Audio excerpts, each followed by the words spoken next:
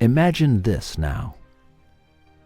A poor person has rolled down a high mountain and has clutched at a tree just as he is about to fall into a precipice. If we throw a rope to him and pull him upwards, and just as he is about to be saved, let the rope go and cause him to fall into precipice, will our previous compassionate deeds be of any importance? Does that compassion not turn to mocking? And does the feeling of compassion that encourages us to save him let us release the rope?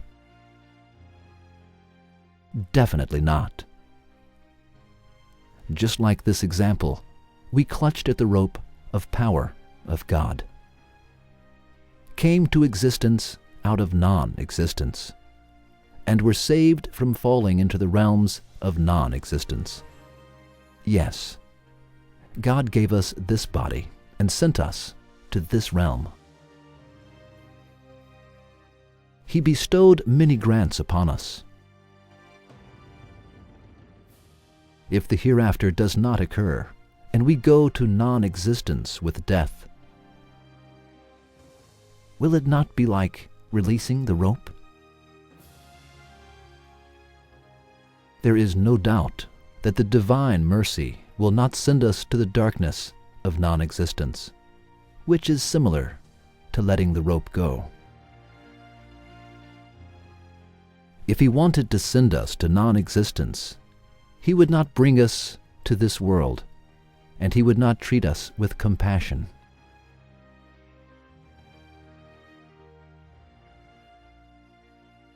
If the hereafter does not occur, the compassion will be transformed to mocking.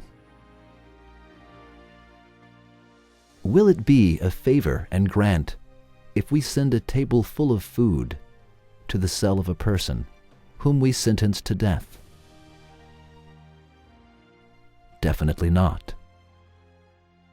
If the hereafter does not come, there will be no difference between that prisoner and us.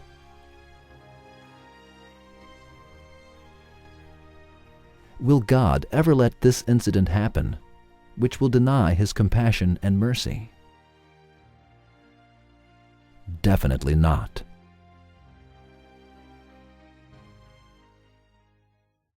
Suppose that you saw a very big fish in a pool. You would realize that it did not belong to that pool, but to a sea much bigger than the pool.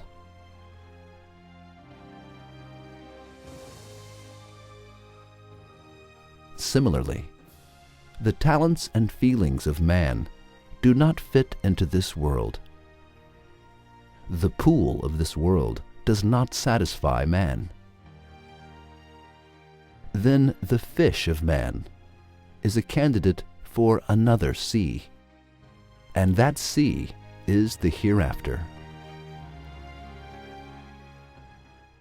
Is it reasonable for God to give man and his feelings as many duties and wisdom as the number of hairs on his head, and then give him a small worldly wage like a single hair, and do something that is contrary to his wisdom, and something that is meaningless?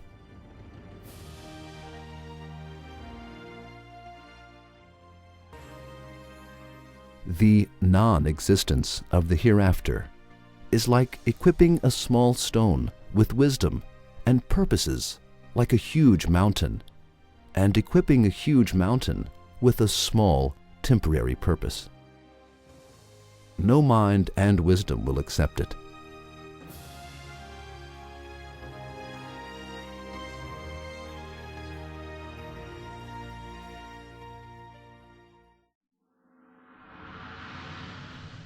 Suppose that you have a big sugar factory. You bring the sugar beets you collect from the field to the factory, process them, and produce sugar in the end. Then you work hard and load the sugar on trucks. Would you throw the sugar into the sea after so much hard work and so many wise processes? Definitely not. If you wanted to throw it into the sea, you would not construct a factory, would not collect sugar beets from the field, would not process them, and would not load the sugar onto trucks. Your above-mentioned deeds prove that you will not throw the sugar into the sea. Similarly, God Almighty created the factory of the world by making a lot of expenses. He created thousands of wisdom in each stone of the world.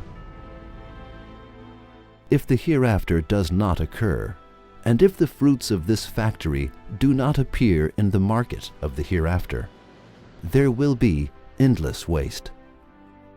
Is it possible for God, who equipped the wing of a fly with tens of wisdom, to let such waste and absurdity by not bringing the hereafter?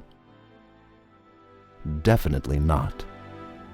If he wanted to let it, he would not have created this realm with wisdom and would not have given importance to it. That is, to claim that the hereafter will not occur is like denying the wisdom that our eyes see, because not to bring the hereafter is complete absurdity, and it means to let this realm be transformed into absurdity and waste. The Lord of Majesty, who is the owner of endless wisdom, with the witnessing of the wisdom in front of our eyes, is free and away from such absurdity.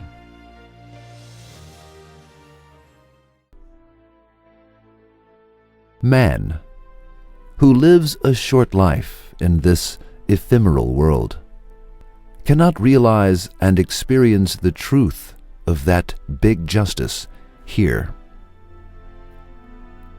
This ephemeral and temporary world is away from being a place of justice for man, who has been created for eternity.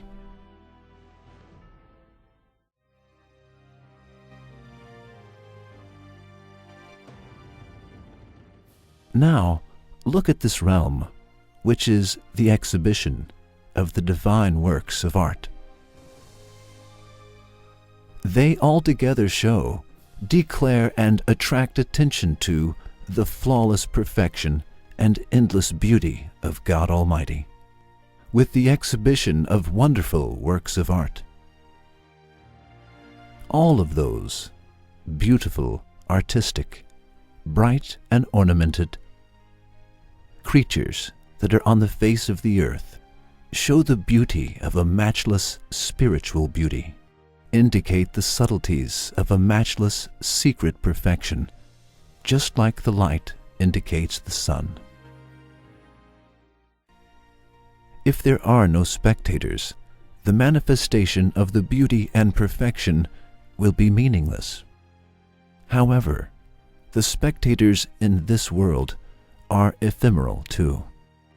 In this short life, they cannot observe that beauty and perfection fully, and they leave the world without being satisfied fully. Therefore, the spectators have to be permanent, and it necessitates the hereafter.